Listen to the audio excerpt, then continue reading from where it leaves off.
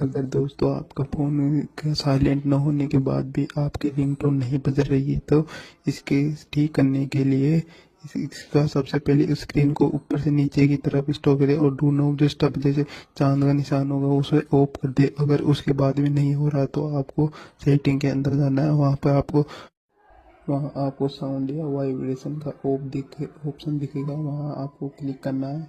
Click करने के बाद वहाँ पर आपको डू नॉट डिस्टर्ब का ऑप्शन दिखेगा, है वो ऑन होगा तो आप उसे ऑफ कर सकते हैं। और अगर ऑफ हो तो आपकी रिंगटोन आएगी परमानेंट के लिए और वो कभी बंद नहीं होगी। ऐसी जानकारी जानने के लिए चैनल को सब्सक्राइब कीजिए।